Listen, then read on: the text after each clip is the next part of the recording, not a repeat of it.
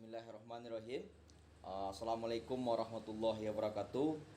Selamat datang di podcast Semeja Forum. Ya, pada tag kali ini episode ke-6 kita telah kedatangan tamu kita. Saya panggil Dadon. Kalau Pak nanti agak tua ya Dadon ya. Saya panggil Dadon dengan nama panjang Dadon Nizar. Ini beliau anggota DPRD Provinsi Sumatera Barat, Komisi 5 deh. Komisi 5 yang beliau asli orang Pasaman dan pada pemilu kemarin Dapil Pasaman Barat deh. Pasaman Barat dari Partai Kebangkitan Bangsa atau Partai PKB. Selamat datang Dadon di Semeja Forum. Karena di luar kesibukan Dadon berkesempatan hadir ya pada siang hari ini.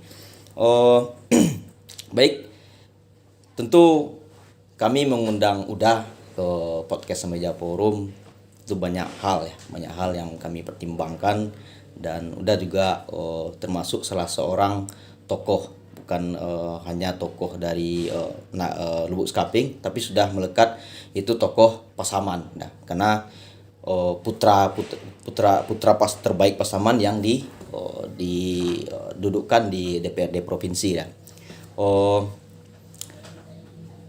Kalayak sudah banyak tahu siapa Dadon Nizar. Sepak terjangnya juga sudah melekat pada masyarakat karena sudah hampir 5 tahun ya, 3 tahun di DPRD provinsi. Dan mungkin banyak bincang-bincang dengan Dadon nanti masalah tentunya aktivitas sehari-hari, aktivitas di anggota legislatif. Nantinya juga kita berbincang masalah Pasaman hari ini atau Pasaman lebih bagus ke depannya. Mungkin Dadon karena Dadon baru pertama kali ya diundang oleh tim Semeja Forum, mungkin yang kami ingin mengulik sedikit Dadon. Tentu politisi sebelum berkiprah di tatanan politik Sumatera Barat itu ada backgroundnya sebelum ya. Jadi aktivitas sebelumnya. Dan kami mereview beberapa profil dari Dadon itu sebelumnya pengusaha. Dan sekarang pengusaha ini profesi pengusaha ini juga digandrungi para anak muda Dadon. Para anak muda yang juga berminat jadi pengusaha seperti itu. Tentu kesuksesan Dadon sekarang sebagai sebelum menjadi politisi, sebagai pengusaha tentu ada turun naik ataukah terjangan dan segala macam itu pasti ada. Dan kami ingin menelisik itu dari Dadon awalnya. Kira-kira sebelum menjadi politisi, bagaimana perjalanan Dadon dari merintis usaha sampai sukses seperti sekarang ini, Dadon? Kasih. Bismillahirrahmanirrahim. Assalamualaikum warahmatullahi wabarakatuh. Waalaikumsalam. Terima kasih pertama untuk tim Semeja Forum, untuk semua penggemar dari Semeja Forum. Terima kasih atas undangan. Terima kasih juga atas atensi dari anak-anak muda di Pasaman, yang saya pikir ini sesuatu hal yang di Lubuk Sekaping mungkin Baru yang pertama. Jadi ini saya melihat ada cikal bakal dari kita generasi muda untuk bisa memandang lebih jernih, memandang terkait apakah itu politik, usaha dan segala macam terkait Pasaman kita. Mungkin kita saling bisa berbagi, karena keadaan sekarang bukan keadaan yang mudah, bukan keadaan yang bisa kita melihat bahwa fenomena terakhir ini politik semakin hari semakin membuat kebijakan yang harusnya bisa menjadi kemaslahatan umat. Pertama, terima kasih, apresiasi untuk Semeja Forum dan semua yang menyukai mengikuti dari podcast ini. Mudah-mudahan ini menjadi ladang ibadah lah untuk adik-adik semua. Yang pertama. Yang kedua, kalau dilihat dari posisi background, mungkin ada plus minus dua sisi ada dua sisi, karena kita tidak bisa menyatakan yang pertama, apa yang kita lalui di masa lalu itu sebuah kebaikan. Pasti ada kita pernah melakukan beberapa kesalahan. Tapi kesalahan yang dilakukan ini harusnya menjadi satu pedoman, termasuk bagi diri saya pribadi. Diri saya pribadi, saya merasa ketika dari awal dulu lahir di Tanjung Beringin 42 tahun yang lalu. Di Tanjung Beringin, sekolah dulu di SD 2 Kaliwai, SD berapa sekarang? D 14. 14. SD 14. Diteruskan ke SMP 3 ya. SMP 3 Tanjung Beringin. Dan setelah di SMP, kebetulan orang tua pindah ke Padang, mengikuti orang tua, dan dilanjutkan di STM 2 Padang, SMK 5 sekarang. Proses dari SMP, SD dengan SMP, itu proses yang ada di Tanjung Beringin, khususnya Lubuk Sekaping Serambi. Tapi saat melewati masa remaja di STM, sudah luar dari Lubuk Sekaping. Proses SD SMP adalah proses di mana memang seharusnya kita bisa melakukan beberapa hal yang positif. Dan kebetulan waktu di SMP pernah menjadi ketua OSIS. Ketua OSIS. Tapi memang secara alami kegiatan berorganisasi ini adalah cikal bakal awal. Udah tumbuh dari bermaja dari keinginan untuk memang suasana politik. Kalau dulu kan tidak ada perasaan akan ikut berpolitik, akan bisa pada tahap seperti sekarang. Tidak ada mimpi, tidak ada angan-angan sampai menjadi salah satu orang politik. Tapi memang secara alami, dan memang dari SD dulu dipilih menjadi ketua kelas, sampai SMP seperti itu juga, sampai di STM pun begitu. Cuma yang ada di dalam perasaan itu rasa loyalitas bersama, rasa keakraban bersama teman-teman dan lain sebagainya.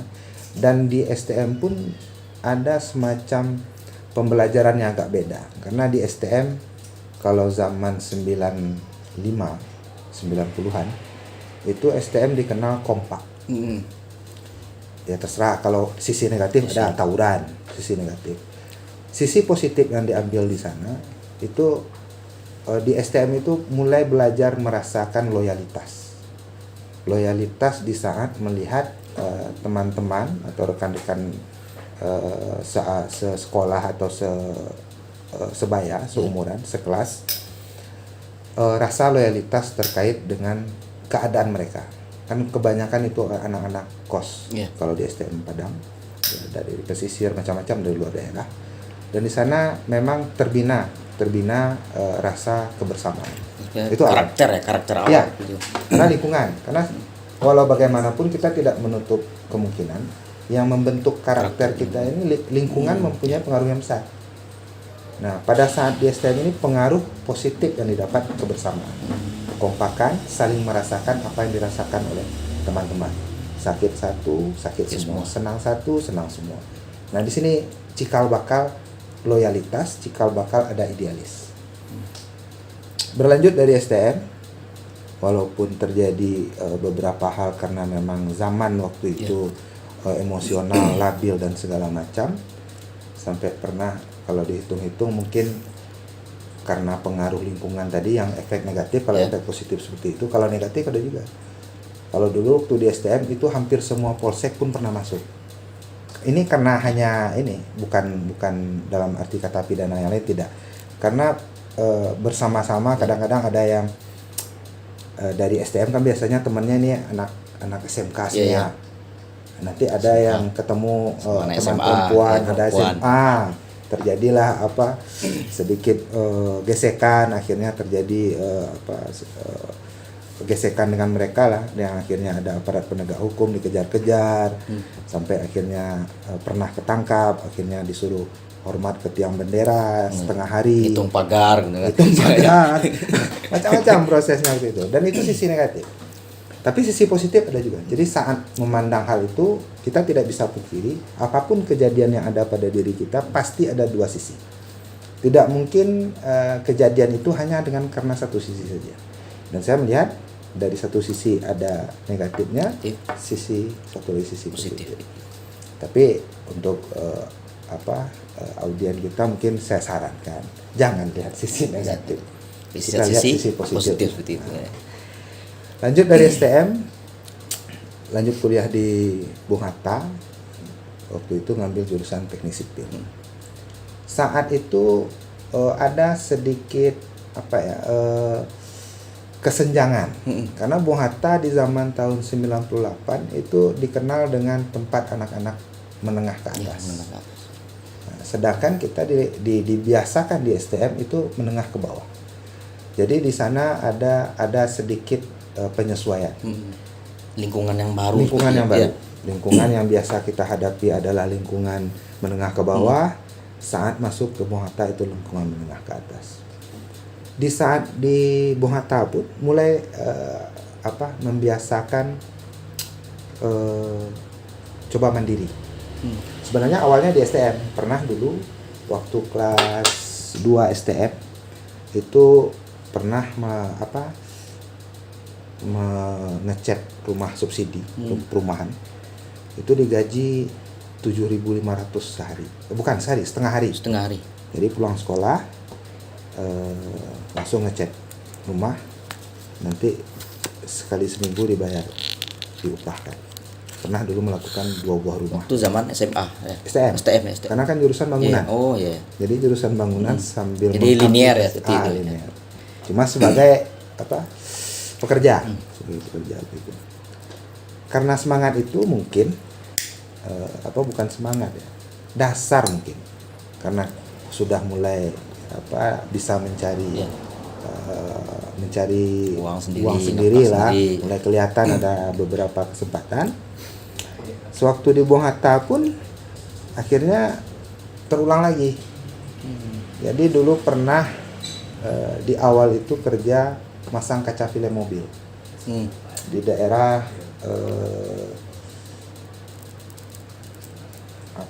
Alai. Ya. Jadi pernah bikin karena angkot-angkot pasang kaca film, stiker. Itu sempat sampai setahun. Setahun kerja kerja sama orang. Jadi ada awalnya dulu karena ada sepeda motor, ada kendaraan datang ke sana, cerita. Akhirnya ada keinginan untuk bekerja dan mereka pun mau menerima. Akhirnya kerja di sana. Dan itu digaji mingguan juga. Kalau nggak salah itu dulu 250.000 per minggu. Setelah kerja di sana bersamaan, itu di sana memang di saat tidak masuk tiap hari, cuma sampai malam. Paginya itu di sela-sela adaptasi dengan Bung Hatta, itu pernah juga jual daging. Saya pernah jual daging di Pasar Belimbing. Itu hampir setahun juga saya lakukan. Setahun. Dia ambil daging, nanti dibawa dari Sipangaru bawa ke Belimbing, jual setengah hari kemudian pergi ke tempat pasang kaca film, stiker.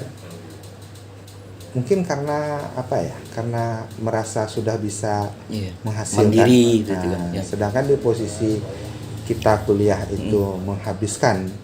Nah, mulai arahnya ke sana. Mulai arah ke sana, tapi memang diakui proses mencari uang mandiri itu selalu bertabrakan dengan masalah kita di pendidikan. Itu termasuk bagi saya. Istilahnya membagi waktu ya, termasuk membagi waktu dan termasuk kepuasan. Kepuasan yang selama ini kita menerima uang, sekarang kita malahan bisa memberi uang kepada orang tua. Jadi ada sedikit kepuasan yang akhirnya ini menjadi semacam memundurkan keinginan untuk kuliah. Memundurkan keinginan. Jadi sewaktu itu jalan beberapa tahun di Bung Hatta karena keasikan dengan dunia swasta, dunia bekerja, akhirnya mulai tidak serius lagi. Gitu. setelah berlanjut, karena waktu itu beberapa pekerjaan dilakukan sampai terakhir itu di Padang pas mau menikah 2004 2005 2004 2005. ya, dari satu usaha ke usaha yang lain itu pernah juga di sana buka konter HP. Oh, iya. Jadi mulai dari pasang kaca film, jual daging, konter HP. Pernah juga dulu dari sana, dari Padang, karena memang terlalu aktif mungkin. Pernah pulang ke Lubuk Sekaping waktu itu tahun 2002. Itu pernah juga jadi kolektor. Saya pernah jadi kolektor dulu. Di sini. salah satu perusahaan. Ya, salah satu perusahaan finance di sepeda motor leasing. Ya. Pernah jadi kolektor, tukang tarik motor. Itu saya jalani juga setahun. Dan Padahal kolektor ini profesi yang cukup menakutkan sebenarnya. Pernah dikejar parang juga. Itu daerah Raung. Daerah Raung pernah waktu kita mau tarik motor. Ya, maklumlah perbedaan dari ini Karakter masyarakat. masyarakat. Kan ada yang merasa malu ketika kita datang. Itu sampai kami dikejar sama parang. Pernah juga ngalamin seperti itu. Kalau di bagian leasing ini yang bisa kita ambil hikmah. Di sana kita bisa melihat bagaimana cara kita menghadapi masyarakat yang di dalam kondisi kepincangan ekonomi. Misalnya kita menagih. Bagaimana cara kita mendapatkan uang ini? Kita menarik motor, gimana cara kita ngambil motor tanpa ada sesuatu yang negatif di saat proses itu. Kalau yang diambil hikmah, diambillah pengalaman dari hal itu. Dan itu tidak gampang. Tidak gampang masyarakat ini yang saat itu notabene keadaan ekonomi dan segala macam lah. Karena waktu itu bukan merek terkenal sepeda motor ini. Berarti kan logikanya yang mengambil sepeda motor ini ke bawah. Sudah jelas menengah ke bawah. Dan mereka memang kita lihat juga ada yang memang pergunakan untuk bekerja, dan saat kita ngambil mereka memang tidak mempunyai uang. Di sana banyak dilema, cuma banyak yang bisa diambil pelajaran dari hati nurani dengan profesi, dengan pekerjaan.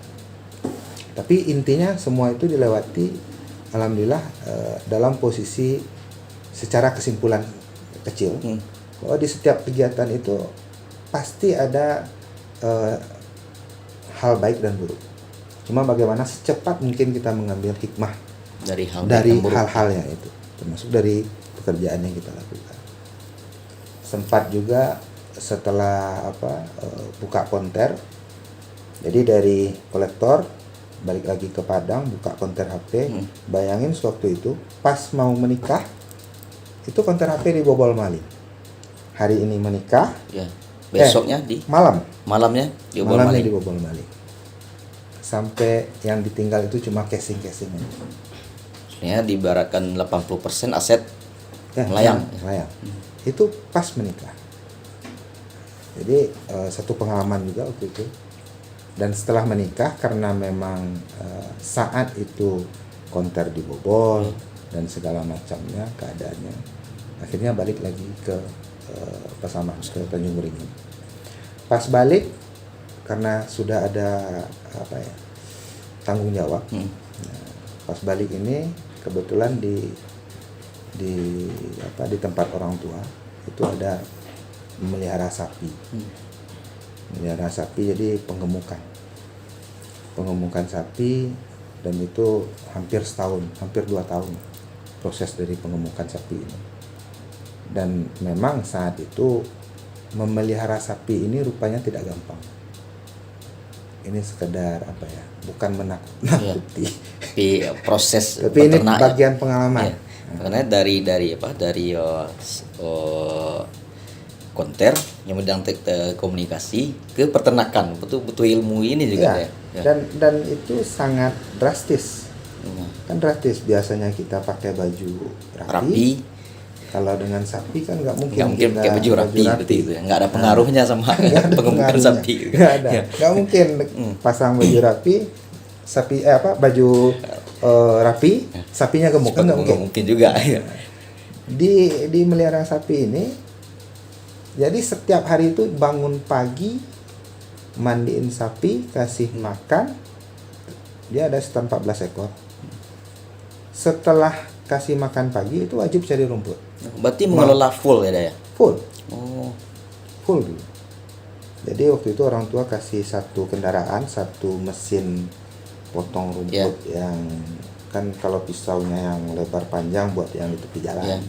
Kalau untuk cari rumput itu pisaunya bulat biar rumputnya ngumpul. Jadi waktu itu dikasih senjata sama orang tua itu kendaraan pick up satu buat karena sehari itu 40 karung besar, karung plastik. Goni itu harus ada. Wajib ada. Wajib ada. Jadi mau hujan, mau panas, yang sapi nggak mau tahu. Yang sapi harus makan. Jadi pagi jam 10 cari rumput sampai ke Bonjol waktu itu. Ambil rumput 40 karung. Itu biasanya sampai di rumah itu udah lewat maghrib. Lewat maghrib nyampe rumah, dibersihin lagi kotoran sapi.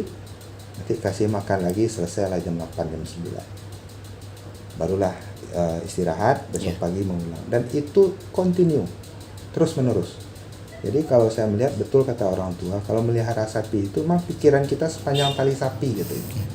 Karena memang kita harus dengan sapi terus. Ya, filosofi yang filosofi yang real, kenyataan seperti itu. Memang terasa ya, memang terasa dan itu memang terjadi. Jadi selama itu setelah dihitung terakhir, setelah dilewati, dihitung modal. Ini untuk pengemukan karena mungkin caranya belum tepat. Karena kita belum tahu, belum belajar dan segala macam lah. Jadi setelah dihitung semua, itu gaji kita terakhir itu hanya bisa sampai 10.000 per hari. 10.000 per hari. Dikumpulin dari selisih modal, uang keluar tadi kita cari rumput dan segala macam. Kan hasil akhir kita cari daging, kan dikasih ampas tahu, dikasih ini segala macam. Kan dari sisi bisnis kita hitung itu modal, kita hitung penghasilan terakhir, selisihnya yang disebut untung. Jadi selama dari awal mulai di pengemukan sampai terakhir kalau dihitung itu gaji hanya sampai 10 ribuan. Sampai waktu itu kalau nggak salah saya ikut nyadap karet. Jadi dulu di kebun orang tua itu ada Seminang Manakia. Jadi ada ditanam pohon karet, belum pernah sekalipun disadap. Dan saya yang pertama nyadap. Jadi waktu disadap itu dikumpulin juga hasil dari karet itu. Kan kita rata-rata kehidupan kita di Lubuk Sekaping khususnya Pasaman umumnya. Itu kalau dilihat dari kalender sampai saya silangi kalender. Itu mana yang lebih banyak hari hujan apa hari panas? Karena kan kalau kita nyadap kan harus hari panas. Kalau hari hujan kan nggak bisa karena karetnya itu bisa keluar dari garisan yang kita bikin dan akhirnya tidak maksimal hasilnya. Kalau dihitung itu sepertiga dalam setahun itu. Kalau kita ini sepertiga panas, 2/3 hujan. Jadi kalau saya melihat pribadi dari pengalaman itu, keadaan kita di Lubuk Sekaping khususnya Pasaman memang tidak bisa kita fokus pada satu-satu. Fokus kita di beternak, mungkin karena pengalaman dan lain sebagainya hasilnya begini. Fokus kita di perkebunan terkhusus karet. Karena pernah coba kakao, pisang batu segala macam udah coba juga. Cuma di karet, terkhusus karet karena hari penghujan juga nggak bisa. Jadi fenomena ini kadang-kadang yang menjadi bahan pikiran di saat proses di hari ini Proses di hari ini sebagai kita mulai masuk di politik, nantilah kita lanjutin di politiknya. Cuma salah satu pemikiran dasar-dasarnya. Karena melihat sisi kehidupan kita mau tidak mau, suka tidak suka, ekonomi ini menjadi sesuatu yang kita butuhkan. Jadi penopang bagi kita untuk melaksanakan ini. Setelah proses dari beternak, proses dari coba sekalian nyadap karet, saya juga pernah coba kebun bawang. Bawang. Jadi ada lapangan untuk kalau sapi yang besar-besar itu ada tempat padang rumput. Jadi tempat dia dilepaskan. Jadi waktu itu di sana karena memang saya melihat kenapa petani-petani kita nggak ada yang coba tanaman muda. tanaman muda itu bawang, kalau Jagung, jagung, cabai. ya cabai. Kalau cabai rata-rata ada, tapi tidak secara bagus lah. Jadi, waktu dulu kan zaman itu mencari di Google ini kan Nggak ada, agak ini juga. Misalnya Memang pengetahuan masyarakat untuk apa yang di sengaja komoditi ya, mereka. malahan saya karena sengaja lebih- dulu sengaja datang ke Padang itu buat cari gimana sih nanam bawang, gimana Ilmunya, sih ya. nanam cabai gitu, cuma melalui dari buku-buku. Oke, saya putuskan coba tanam bawang ini, saya bajak lah, coba dicangkul, ini pecah-pecah semua, karena yang dicangkul itu padang rumput, bukan sawah. Ya. Karena di tempat di kebun di Tikala ini kan nggak ada Air, ya. air nggak ada kalau di sana. Jadi memang harus dengan alat. Dicoba dicangkul nggak mampu.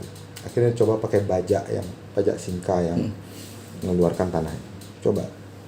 Itu kalau nggak salah hampir 1 hektaran dicoba. Coba saya tanam bawang, saya tanam cabai, bawang itu 40 hari biasanya itu udah mulai kelihatan.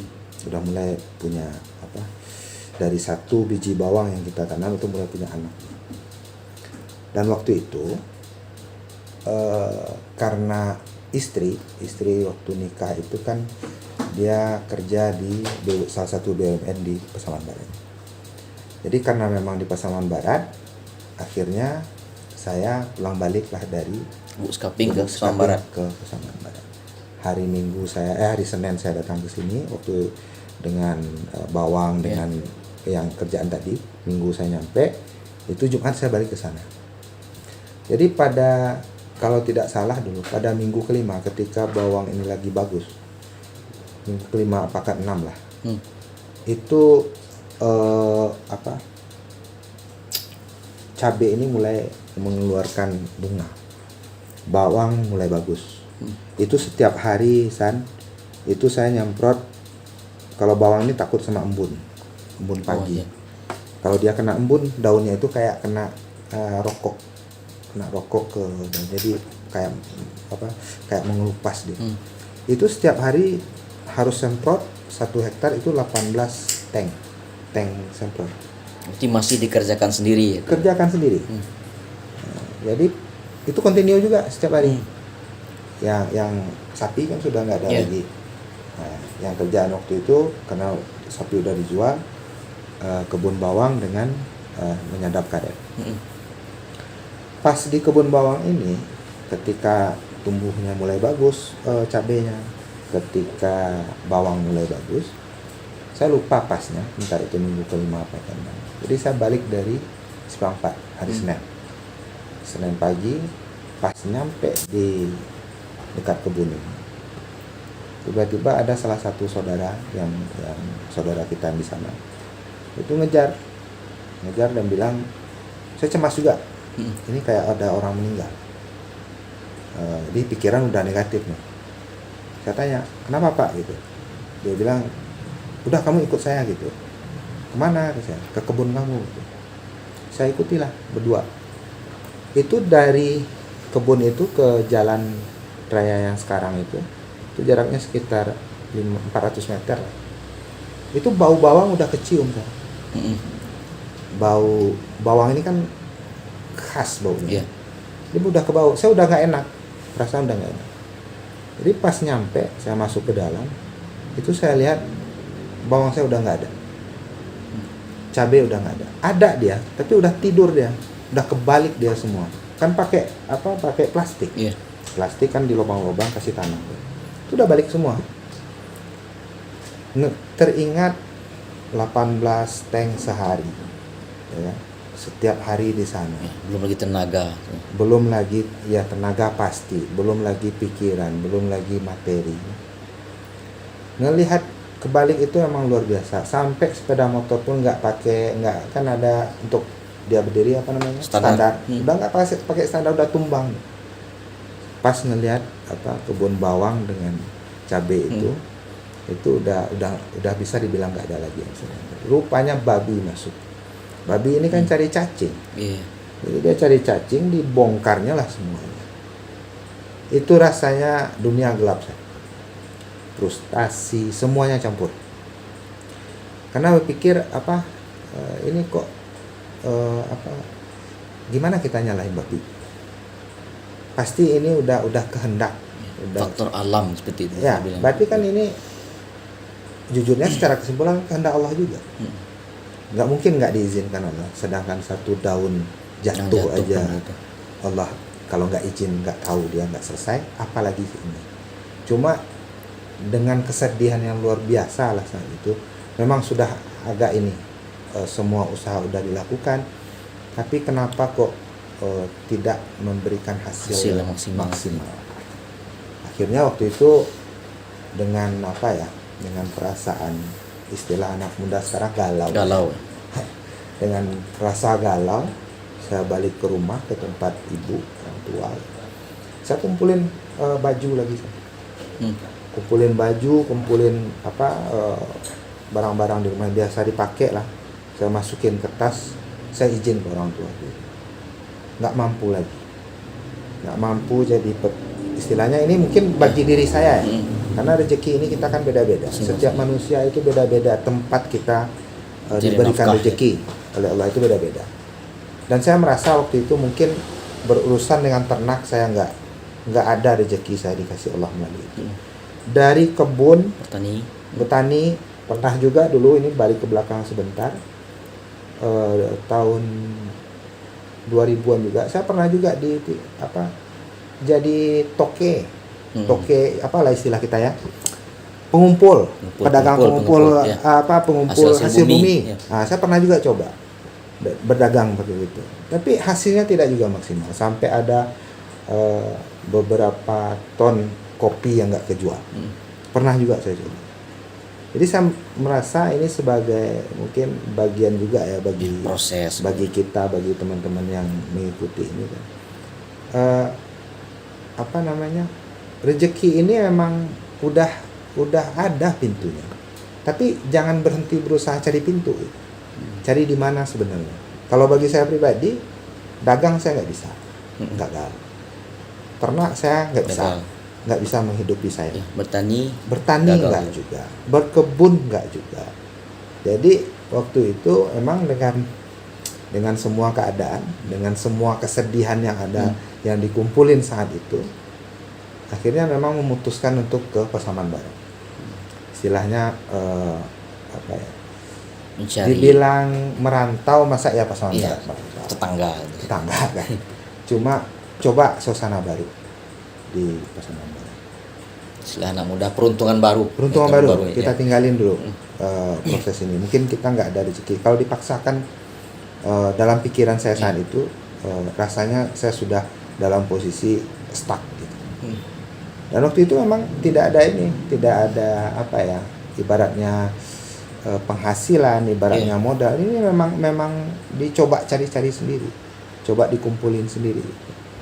Pas pindah ke Pasaman Barat, itu di awal pindah di tahun pertama, itu kerjaan nggak ada, dan mulai cari lingkungan baru. Jadi saya pernah ingat salah satu saudara kita yang di Tanjung Beringin juga, beliau sudah almarhum dan beliau sangat punya jasa ya. Jadi beliau ini waktu pertama ketemu bawa saya ke lingkungan Pasaman Barat. Ya, sopir bawa kelapa sawit, sopir truk. Jadi sewaktu di sana dikenalin lah dengan lingkungan yang baru, dan beliau ini yang bawa, istilahnya saya dengan almarhum ini, kalau kan namanya juga nggak ada kerjaan ya. Jadi sopir serap kalau udah sampai ke pabrik, kalau dia bawa dari lokasi ini ke pabrik, dia bawa, karena saya nggak terlalu pintar ya bawa mobil gede dengan muatan. Jadi pas nyampe di sebelum pabrik itu kan ada sopir serap yang masuk ke pabrik untuk bongkar. Nah, itu kerjaan saya dulu. Itu hampir juga 3 bulan. Jadi dia istirahat minum kopi, saya masuk ke dalam nungguin. Kalau di sopir tembak, sopir tembak apa sopir apa namanya. Cuma yang jelas menggantikan. Dan di saat mau pulang, beliau ini ngasih rokok sebungkus sama tambah makan siang. Ini yang saya dapetin dulu. Cuma beliau ini yang apa, yang dalam proses itu memberikan semacam semangat, memberikan motivasi dan lingkungan.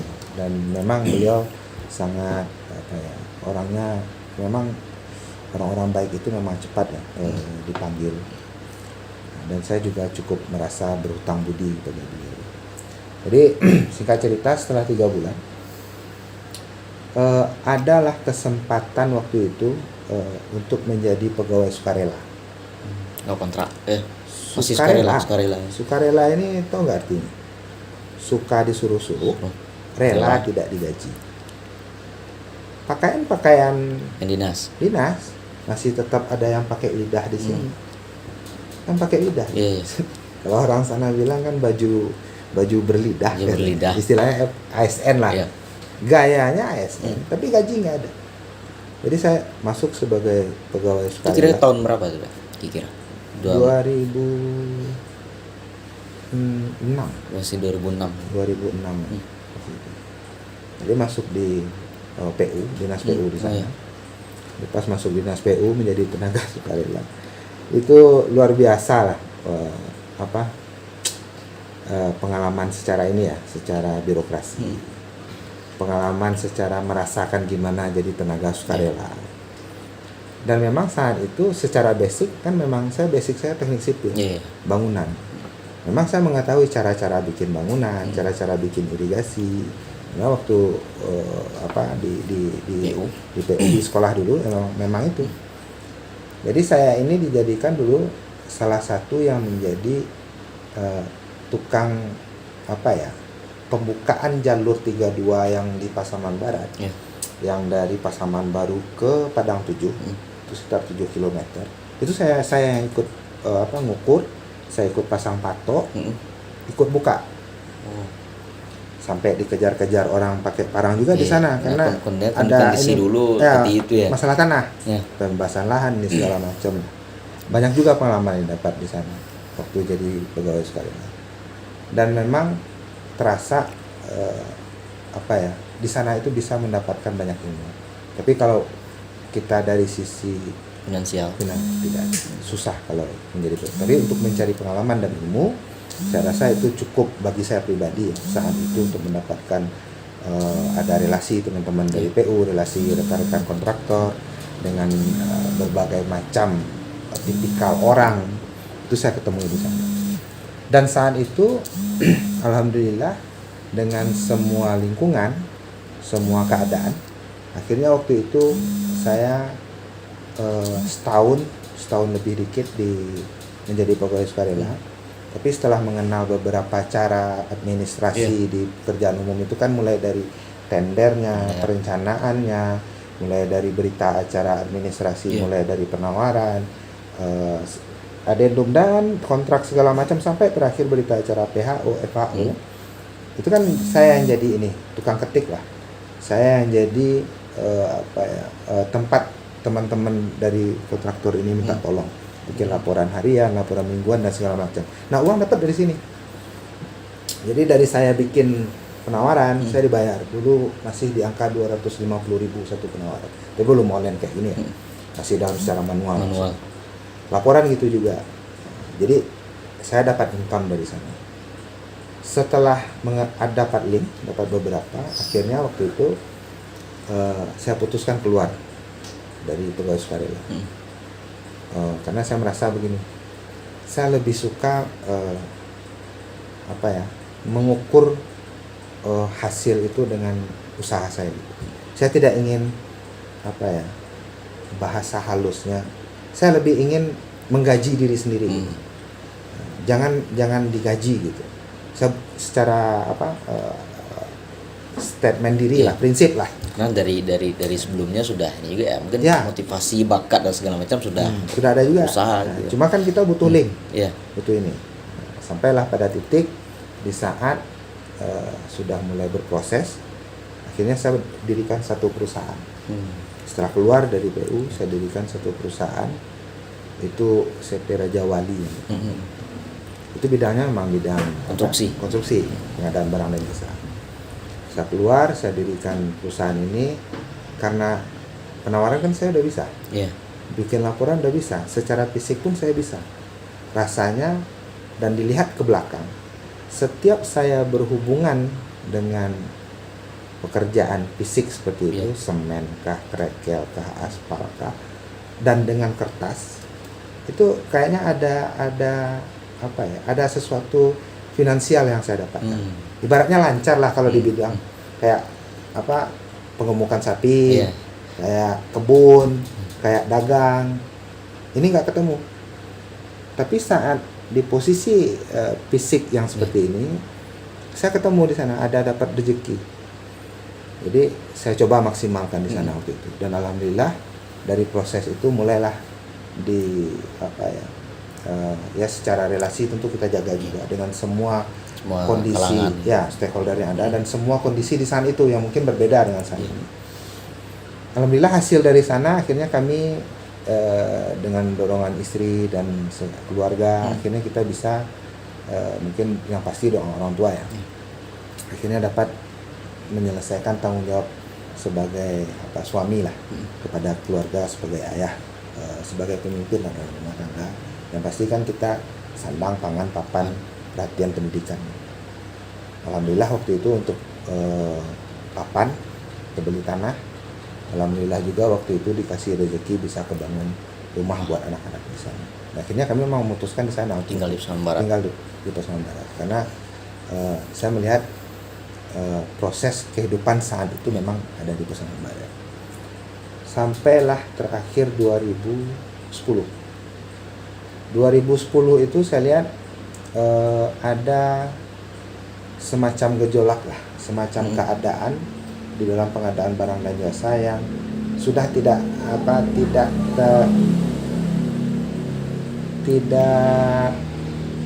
nyaman lagi.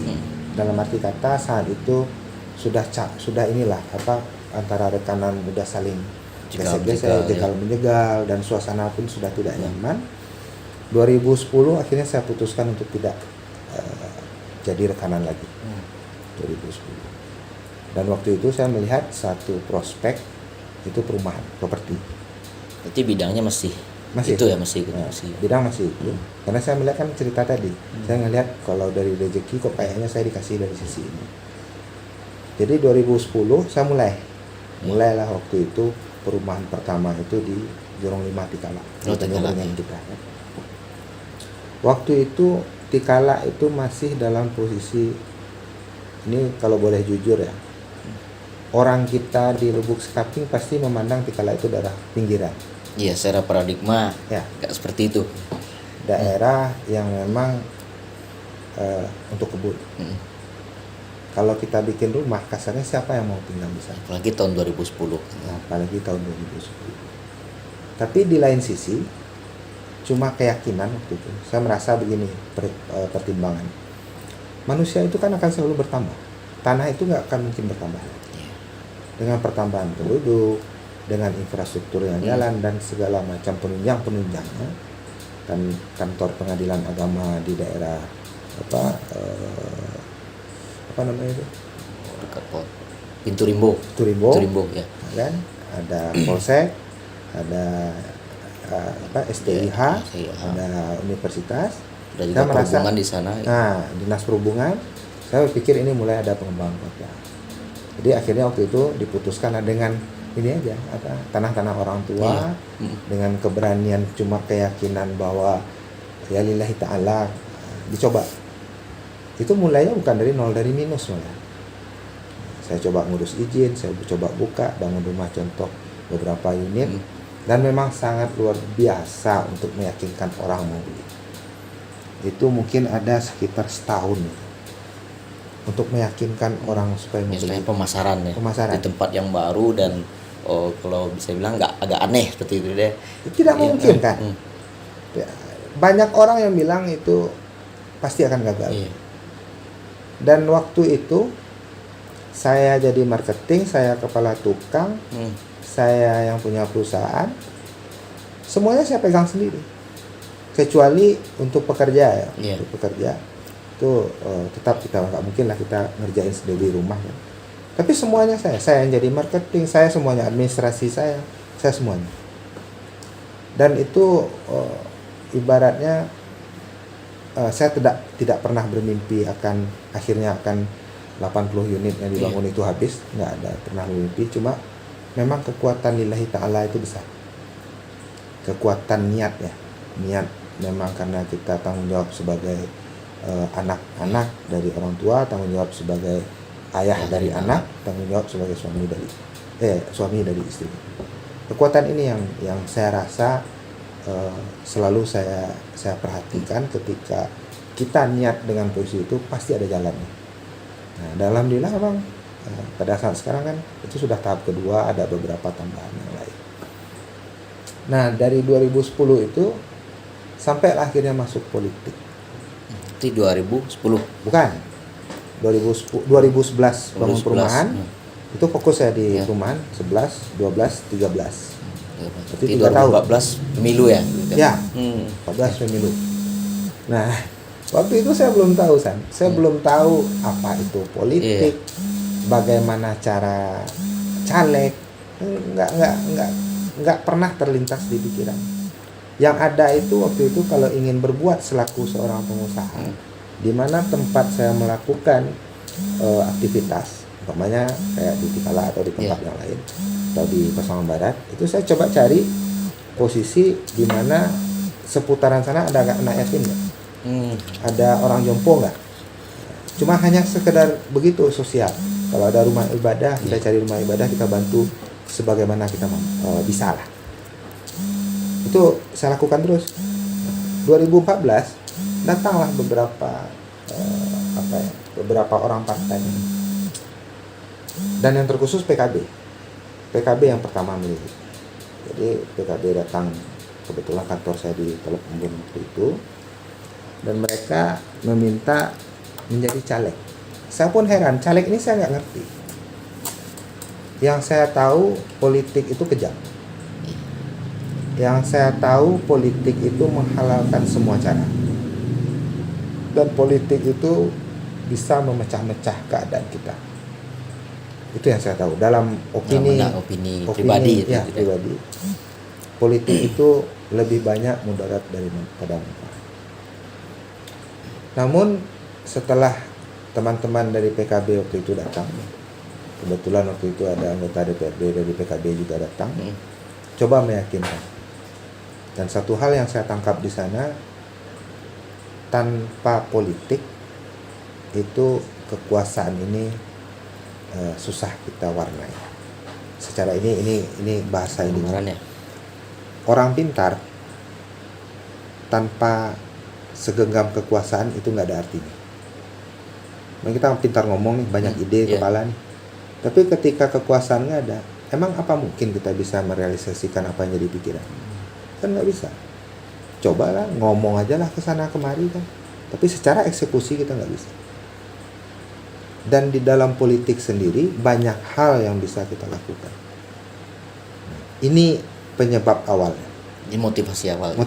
Padahal kan dari segi dari dunia usaha, ini kan sektor pribadi kan, bisnis pribadi. Sedangkan politik sudah nasib manusia gitu kan, nasib masyarakat gitu. Hal-hal yang dua sisi yang berbeda sebenarnya. Satu kepentingan umum, satu kepentingan pribadi. Kalau kita sisi pengusaha, kepentingan pribadi kita. Kalau kita ingin berbuat sosial ya semampu kita. Itu motivasi awal. Tapi kalau di politik kan memang sudah menjadi kepentingan kemaslahatan umum. Dia mendorong dadon untuk ini, istilahnya mengiyakan pinangan PKB lah seperti itu. Jadi diyakinkan waktu itu dengan beberapa kali pertemuan. Karena waktu itu secara finansial rasanya saya tidak dalam posisi cari kerja atau cari apa enggak. Karena memang ada kegiatan waktu di 2014. Dan memang dilihat di sana salah satu pemikiran, satu lagi, saya suka dengan hal-hal baru. Tantangan-tantangan baru. Istilahnya ada sesuatu adrenalin kita yang bangkit terhadap sesuatu yang greget lah, apalah bahasanya kan. Salah satu itu lagi, selain dari pertimbangan tadi, kenapa nggak saya coba? Apa alasan saya tidak mau? Sedangkan saya melihat politik yang sebenarnya itu bisa jadi ibadah. Kalau yang sebenar-benarnya, karena kan di agama kita kan siasah, gitu. Strategi politik kan. Kenapa kita nggak coba? Dan saya merasa sebagai anak nagari Pasaman kita bacain. Ini kan bentuk kita coba merubah tatanan yang ada, mencoba merubah sesuai dengan apa yang kita pikirkan. Salah satu yang dalam pikiran saya itu, politik itu harusnya menjadi tempat ladang ibadah. Politik itu kalau bisa janganlah sampai money politik, jangan sampai kita politik black campaign. Kita coba dengan hal yang baru. Karena walaupun saat itu, walaupun tidak terpilih, tapi ada rasa kepuasan. Terpilih atau tidak nanti urusannya. Yang ada itu rasa kepuasan pribadi, kepuasan batin. Kalau tidak menjadi orang politik, kapan kita bisa berbincang tentang politik? Kalau hanya orang yang di luar politik, berbicara politik, memang punya pengaruh. Istilahnya merubah opini yang ada. Tapi kalau di dalam sistem politik, kita bisa untuk membicarakan hal itu. Jadi tidak hanya kita bicara kosong saja. Berarti eksekusi ide itu lebih ini ya, lebih maksimal ketika kita terjun ke politik seperti itu. Kalau tidak terjun kan hanya retorika aja. Contohnya lah kayak kita sekarang, kita nonton pertandingan sepak bola atau pertandingan tinju. Kita kan gampang aja bilang itu bodoh, kok bodoh kali gitu kan. Emang kita ngerasain dia lari ngejar bola di ring tinju, emang kita ngerasain kena pukul kan? Enggak, cuma kita bisa mampu kan bilang itu bodoh, ya kan? Betul kan? Nah di politik kan gitu juga, opini yang disebabkan oleh masyarakat ini karena memang kita ini tidak mau terjun. Coba kita terjun, betul nggak orang ini dalam posisi itu, betul nggak judge kita terhadap politik ini, betul nggak hanya ngomong gitu. Sama kayak kalian adik-adik, kayak yang generasi selanjutnya memang harus begini, memang harus tampil. Jadi kita tidak hanya bisa bercuap-cuap aja, kita bisa untuk melihatkan bahwa kita mampu minimalnya tidak merubah, tapi kita punya niat untuk merubah itu. Ada sesuatu yang beda yang kita bawa seperti itu. Ya. 2014 akhirnya saya putuskan ikut setelah minta persetujuan orang tua, pasti itu. Memang di dalam keluarga terdekat, orang tua, mertua, istri, adik-adik, kakak-kakak, saya kumpulin. Memang istilahnya ada 2 blok waktu itu. Blok pertama setuju, blok kedua enggak. Jadi waktu itu kalau dianggap jumlah suara, itu waktu itu ganjil. Kalau nggak salah saya ada 9 orang. Jadi 9 orang, 4 mengatakan iya, 4 mengatakan tidak. Alasannya ada. 4 yang mengatakan iya, silakan maju. Ini dalam pertimbangan bisa saya yakinkan dengan cara yang tadi. 4 yang tidak mau, ini dari yang keluarga terdekat ya. 4 yang tidak mau ini menganggap seperti yang tadi, politik ini kejam, akan mengungkap semua aib, akan ada black campaign, ada money politik, dan di politik ini dilihat setelah terpilih banyak hal yang negatif yang terjadi. Ini pertama 4 lagi. Yang terakhir itu orang tua yang laki-laki, bapak saya. Di tangan dia waktu itu keputusan. Akhirnya saya sampaikan ke beliau dan beliau menyampaikan boleh, barulah akhirnya saya putuskan ikut. Dan memang 2014 itu saya orang yang tidak pernah tahu dengan politik, tidak pernah mencoba, tidak pernah menjadi tim pun tidak pernah. Itu hal yang baru juga ya. Hal yang baru 2014. Tapi saya pemerhati. Pemerhati waktu itu kebijakan pemerintah daerah eksekutif. Pemerhati. Saya memperhatikan gimana sih proses eksekutif, proses legislatif, apa sih tupoksi mereka, saya perhatikan. Tapi saya tidak ada dalam kapasitas itu hanya sebagai satu pengetahuan saja. Satu penilaian, pengetahuan, kira-kira jadi eksekutif begini. Tapi tidak ada pernah terpikir jadi legislatif, nggak ada. Sewaktu diputuskan itu barulah saya pelajari ulang. pelajari ulang. Dan memang karena kita tidak pernah tersentuh politik ya, jadi waktu itu etika politik, saya merasa sebagai orang yang junior, orang yang baru masuk, saya sangat jaga itu. Termasuklah waktu itu di terkhusus ya Tanjung Beringin, karena dapil 1 Lubuk Sekaping dulu. Oh, berarti dulu DPRD Pasaman ya? Kabupaten ya, di awal kabupaten. 2014. Jadi kan 1 dapil kecamatan Ya. Lubuk Sekaping. Kalau secara notabene ISME, otomatis saya dari Tanjung Beringin. Tanjung Beringin. Tanjung Beringin itu kalau nggak salah ada 24 caleg waktu itu Yang maju. yang maju. Dari berapa ya? 8 jorong. 8 jorong ya. 8 Lima jorong. 8 jorong. Ada 24 termasuk saya. Itu kan luar biasa tuh, pertandingan Iya. meyakinkan masyarakat, pertandingan mengambil simpati. Mm-mm. Ya tujuannya kan suara, keterpilihan waktu itu. Jadi saya itu waktu itu etikanya, kalau ada di satu kampung ada calegnya, saya nggak Iya. berani masuk, Oh, karena saya merasa apa ya, secara etika kok kena gitu, secara etika kok saya nggak menghargai gitu. Saya pun ingin masuk dengan catatan saya ketemu sama orangnya dan saya minta izin.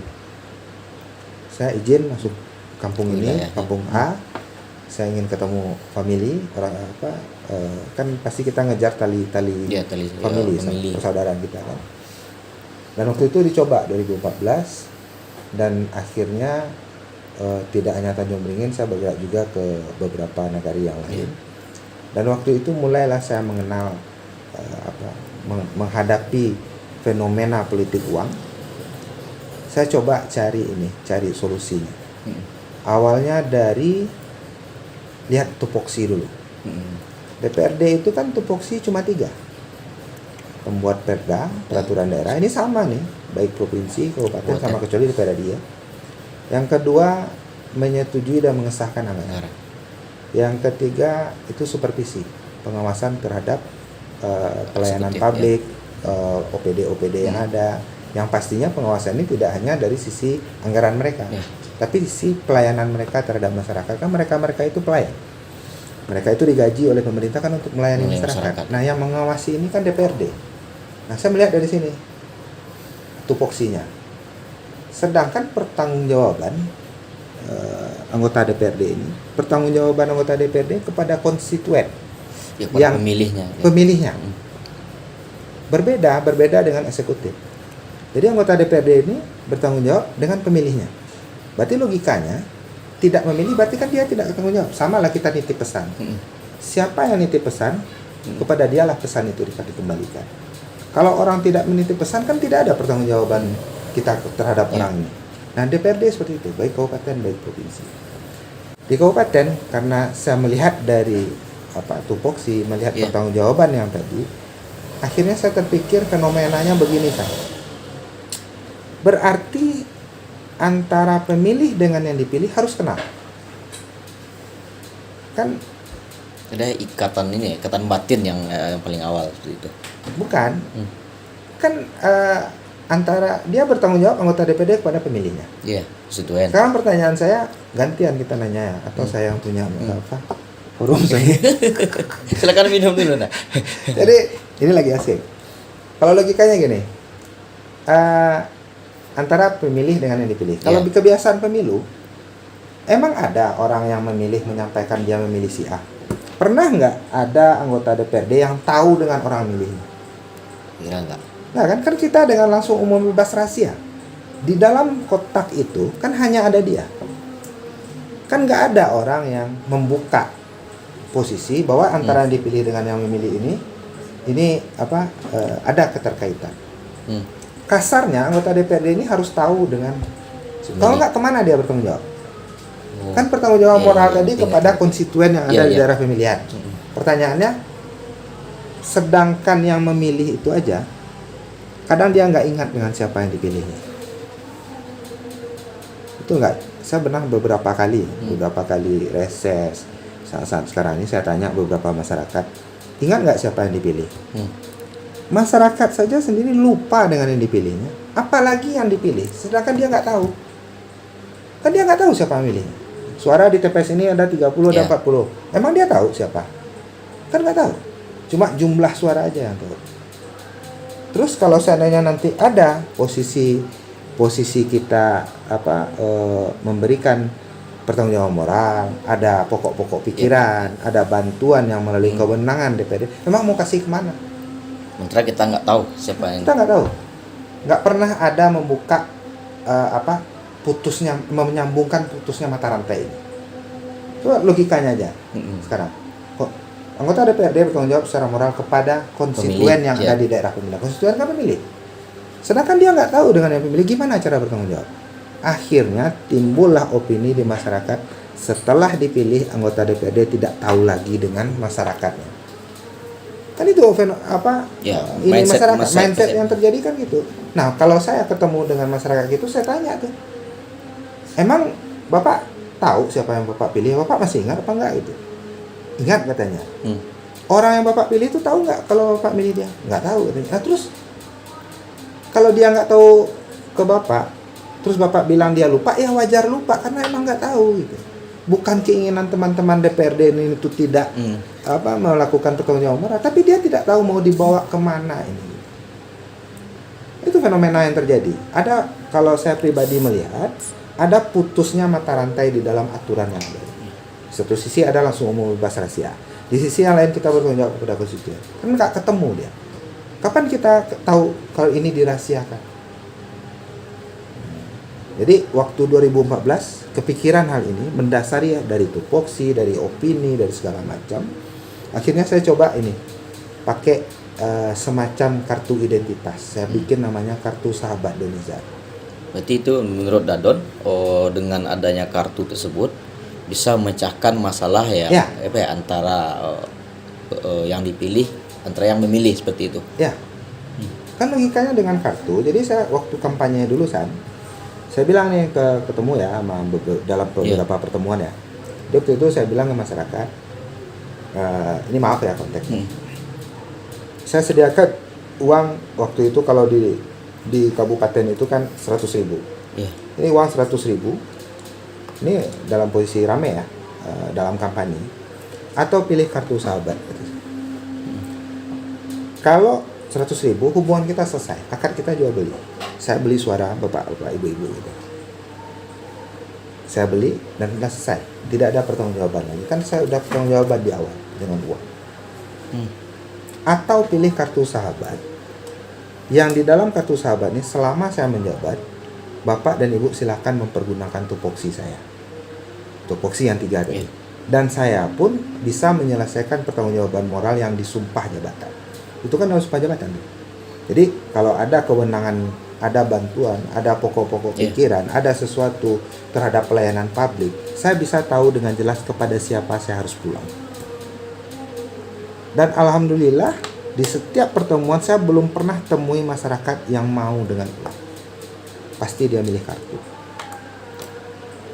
Berarti sebelum Dadon memutuskan untuk terjun, tadi kan terpikir politik ini ada politik uang. Ya. Setelah masuk ke dalam sistem dengan ada sebutlah kartu itu kita anggap dengan formula penyelesaian masalah seperti itu, dan tidak terbukti. Berarti kan tidak ada semacam ketidakbenaran. Apakah politik ini selalu politik uang? Tidak sebenarnya seperti itu. Nggak benar. Itu saya alami, saya pelaku. 2014 itu saya pelaku. Dari saya menggunakan kartu sahabat ini. Dan saya yakinkan coba masyarakat, dan saya bilang tadi, dan mungkin dari yang akan mengikuti forum kita sekarang, itu mungkin ada yang pernah 2014 sama saya, itu boleh kita ini ketemu sama orangnya, silakan kita komunikasi, silakan. Cuma yang jelas yang saya alami 2014 itu satu pun suara saya tidak dalam posisi beli dengan bukan permainan ya, saya buka opini baru. Dalam konsep saya ini politik pertanggungjawaban. Harus ada pertanggungjawaban antara yang dipilih dengan yang memilih.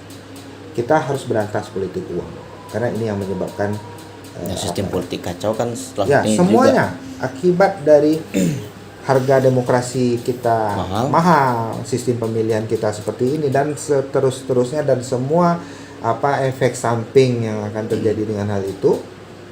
Saya melihat ini adalah posisi yang untuk khusus ya, ini khusus pemilihan legislatif. tidak bisa kita samakan dengan pilkada ya. Nah di sini saya melihat ada solusinya, dan sewaktu 2014 saya tidak menemui masyarakat yang bilang lebih mau uang daripada kartu ini. Saya tidak temukan. Dan saya merasakan berarti dari semua masyarakat kita masih banyak yang punya hati nurani. Dan waktu itu 2014 itu dulunya 2009 PKB itu 70 suara di Buskapi. Ketika kita masuk dengan sistem seperti ini itu dapat suara 1.200-an. Dan suara pribadi waktu itu hampir 1.900 berapa lupa. Itu cukup tinggi deh. Kalau untuk pemula ya, karena ya. teman-teman yang lain itu 600 bisa duduk, 800 bisa duduk. Sedangkan kita udah hampir 1.000 pribadi. Itu tidak bisa karena memang waktu itu beberapa caleg kita yang lain mungkin berbagai faktor ada. Ini kan balik lagi kekuasaan Tuhan. Dan memang pada posisi itu memang kita di 1.200-an. Jadi kursi terakhir waktu itu 1.700. Cuma yang saya tekankan ambil dari sini bahwa suara yang saya dapatkan itu murni. Itu murni dari ide tadi. Ya, dari kartu tadi. Saya coba bikin opini baru. Padahal dengan adanya bikin kartu tadi semacam hal yang baru. Yang pertama, saya lihat tadi ya, kartu itu hal yang baru. Yang kedua, politik uang ini kan semakin apalagi 2014 ya. 2014 semakin cukup tinggi angkanya di data riset cukup tinggi. Berarti kita mengambil kesimpulan dengan kartu ini menjadi antitesa dari politik uang yang ada di Pasaman seperti itu. Ya. Dan itu kan secara pribadi kan saya pelaku nih. Walaupun saya tidak pada posisi waktu itu kursi terakhir dapatnya kalau nggak salah P3 kalau nggak salah. Itu 1.700. Saya 1.200. Tapi ada kepuasan pribadi saya saat itu ketika saya melihat saya dapat suara tanpa saya beli. Saya melihat bahwa masih ada masyarakat kita yang memang tidak bisa beli. Cuma cara kita memanagenya lagi, tokoh-tokoh kita ini, gimana caranya untuk bisa memberikan semacam bukti lah pada mereka. Cuma saya kan waktu itu nggak bisa membuktikan karena saya tidak dalam posisi sampai menjadi anggota DPRD. Tapi signifikan dari 70 suara PKB menjadi 1.200-an waktu di 2014. Dan satu lagi yang saya lakukan waktu itu, setelah dinyatakan kalah, saya lakukan syukuran kalah. Pernah dengar nggak? Nah ini baru hal ya, syukuran kalah. Ya. Kalau orang biasanya kan menang syukuran. Kalau enggak, saya nggak lakukan itu. Saya lakukan syukuran kalah. Dalam pemikiran, prinsip saya, kalah menang itu bukan satu hal yang bisa kita nilai. Gitu. Kalah bukan berarti menang bukan berarti kalah. Tergantung kita menyikapi. Kalau saya pribadi puas, walaupun saya kalah, tapi ada kepuasan batin saat itu. Dan saya kumpulin lagi. Dalam acara syukuran itu, saya kumpulin lagi teman-teman yang ikut andil di dalam proses penciptaan opini ini. Saya panggil lagi. Memang saya lihat, saya sedih juga gitu, jujurnya. Ketika kita makan bersama, saya cari ada bunyi-bunyian juga, saya cari untuk bisa nyanyi. Jadi hiburan kan. Saya cari ustadz waktu itu biar kasih tausiah kan. Dan yang paling ingat itu ketika mereka ngambil nasi, itu mukanya itu kalau biasanya kan orang bikin acara senang-senang gitu. Ini malahan kebalikan. Mungkin orang berpikir saya aneh, tapi dalam pikiran saya itu harus dilakukan sebagai ucapan terima kasih saya kepada mereka yang telah percaya dengan opini yang saya bikin. Berarti kan mereka ini pejuang-pejuang juga yang memang harus saya hormati dan harus saya hargai. Dan saya lakukan itu. Dan alhamdulillah hubungan ini bukan hanya hubungan pilih memilih. Ada keterikatan batin di sana. Karena kita nggak ada uang. Nggak ada saya yang di kampung A ini uang 10 juta, ini uang 5 juta, tolong cari suara. Nggak ada. Saya memang datang ke sana, kalau memang kita tidak pungkiri ya, ketika di dalam satu pertemuan kita ada snack, ada makan, ada rokok, itu hal yang wajar. Enggak pemilu juga kita duduk-duduk di kedai juga gitu. Apalagi di dalam puisi pemilu, nggak mungkin puisi itu kita hadirkan orang tapi tidak kita kasih snack, rokok dan segala macam. Itu tidak kita, tapi tidak ada dalam puisi kita beli. Nah, waktu 2014 walaupun acara syukuran dibikin dan memang ada legowo, saya tidak merasakan munafik ya kalau dibilang nggak ada sedih, nggak ada kecewa ya. Tapi dikalahkan rasa sedih dan kecewa ini dengan kepuasan batin, dikalahkan Karena ide tadi sampai. ya, Tidak? dan itu bisa saya buktikan apa yang dipikiran. Dan mungkin dari sisi PKB ini kan saya baru tuh ceritanya kan, baru masuk PKB, dan mungkin teman-teman di PKB, pengurus-pengurus PKB ini melihat ada satu potensi mungkin bagi pemikiran pengurus-pengurus ini. 2015 ditunjuklah saya menjadi sekretaris DPC PKB Kabupaten Pasaman. Waktu itu adalah hal yang pertama menjadi pengurus partai politik. Kan biasanya kita pengusaha. Nah, di dalam pengusaha kita berusaha ini ada politik juga, tapi kan politiknya politik marketing, politik dan segala macamnya terkait. Tapi kan yang politik untuk mencari suara itu kan tidak ada.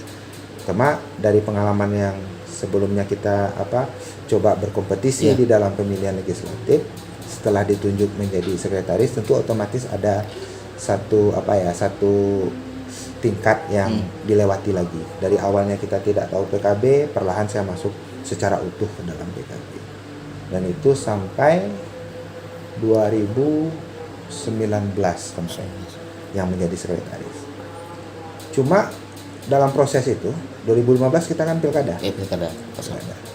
Dalam pilkada pun sebenarnya saya tidak mau terlalu ini ya, karena ini pilkada kan di luar dari konteks ini. Cuma saya melihat intinya fenomenanya ada juga di pilkada. Saya juga beberapa mempelajari terkait dengan selain dari pileg ini, pilkada ini gimana. 2018 itu mulai penyusunan di partai PKB untuk pencalekan 2019. Persiapan ya, mulai dicari calegnya ini segala macam. Teman-teman yang dari PKB melihat karena posisi secara domisili saya di Pasaman Barat, secara kita punya sanak famili dan teman-teman dan kita besar di Lubuk Kamping, menyuruh ke DPRD provinsi. Berarti naik tingkat dari kabupaten ke provinsi. Saya juga berpikir waktu itu ini teman-teman ini mau ngerjain saya gitu. Udah jelas kabupaten kita nggak mampu untuk mencari untuk bisa sampai, malah disuruh provinsi. Karena kan secara kasat mata kan itu juga kabupaten provinsi. Di kabupaten gagal, suruh provinsi memang sulit dipercaya gitu ya. Itu kan konyol itu. Logika aja lah, kan konyol. Konyol nggak? Kabupaten aja kasarnya SMP SD aja kita nggak lulus, mau masuk SMP. Nah itu kasarnya kalau di kita bawa. Terus secara kasat mata. Kan nggak mungkin. Tapi pertimbangan waktu itu saya merasa berhasil walaupun kalah. Tapi saya merasa berhasil 2014 meyakinkan masyarakat khususnya di Kecamatan Lubuk Kamping. Walaupun itu yang teriyakini itu hanya 900-an suara. Tapi bisa. Ada modal dasar. Saya berpikirnya kalau kita bikin lebih besar, berarti ini minimal ya, hutang saya kepada Kecamatan Lubuk Kamping selesai. Sewaktu di DPRD Kabupaten. Sekarang hutang saya terhadap Pasaman Barat. Kita tidak pungkiri, kan yang kita minum air Pasaman, yang kita makan kan padi Pasaman. Dengan semua yang ada, finansial yang dikasih Allah waktu itu, dengan semua yang ada ini, apa salahnya saya coba? Tapi motivasi tetap sama yang 2014. Saya nggak berpikir ini sampai atau tidak, nggak berpikir. Saya iakan itu. Saya akan masuk ke pencalekan DPRD provinsi. Dan memang luar biasa waktu itu. Tokoh-tokoh banyak. Tokoh-tokoh bintang-bintang lapangan dari setiap daerah bermunculan. Yang ada 3 periode, 4 periode, 2 periode menjadi kabupaten, dia maju ke provinsi. Ada yang telah di provinsi sekian periode, maju lagi incumbent. Terus saya Donizar sebagai apa? Berarti sama dengan 2014 masuk politik dengan posisi sebagai orang baru dan junior. 2019 mau ke provinsi sebagai junior juga dan hal yang baru juga ya. Ya. Dan yang kompetitor kita kan bukan sembarangan. Berarti tiap-tiap kecamatan juga ada tokoh masing-masing gitu kan. Ya pasti setiap kecamatan, dan yang parahnya itu orang punya sesuatu yang dijual ke masyarakat. Mereka incumbent ini senior kita, mereka mempunyai kesempatan untuk berbuat. Mereka mempunyai kemampuan untuk bisa berkomunikasi dengan semua daerah. Ya, karena itu waktu itu udah jelas. Yang dari Tanjung Beringin saja itu ada Pak Beni. Siapa sih yang nggak kenal Pak Beni? Ya. Ada Pak Musli. Siapa yang nggak kenal Pak Musli? Hanya lip lah saya satu. Siapa Nyelip. yang kalau Nizar pertanyaannya juga. kan gini, siapa yang nggak kenal dengan Pak Beni? Kenal. Siapa Ya. nggak kenal dengan Pak Musli? Nah, Kalau pertanyaan kedua, emang ada yang kenal Pak Beni? Kan kebalik dia tuh. 2019 itu keadaannya. Gesekan juga tinggi. Yang kompetitor ini senior kita, orang-orang yang kita kagumi, mentor kita, dan mereka punya pengalaman yang cukup inilah. udah susah lah, panjangnya udah 2 kilo lah kali. Kalau kita 100 meter aja nggak kuat kita. Tapi mereka punya hal yang ada sesuatu yang masyarakat bisa melihat. Tahu diri seperti itu. Dan di satu daerah juga kan. Satu daerah juga, satu nagari juga. Tapi saya merasa itu tantangan. Seperti bahasa tadi, adrenalin kerja. Ketika adrenalin kerja, itu pikiran langsung fokus ya. Cobalah. Kebanyakan kita mau olahraga yang tantangan lah. Iya. Kayak kalau saya off-road lah. Ketika masuk daerah-daerah yang berlumpur atau situasinya agak genting, ada jurang yang dalam sana, itu kan adrenalin kita kerja nih. Ada rasa deg-degan, ada rasa cemas, dan ada tantangan tersendiri. Dan saat itu kita kan fokus, semua indera kita fokus ngelihat gimana supaya keluar, gimana bisa kita melewati tantangan itu. Kan semua kerja indera itu. Dan itu saya sangat suka dengan kondisi yang seperti itu. Oke, Dadon, karena belum kita break sejenak.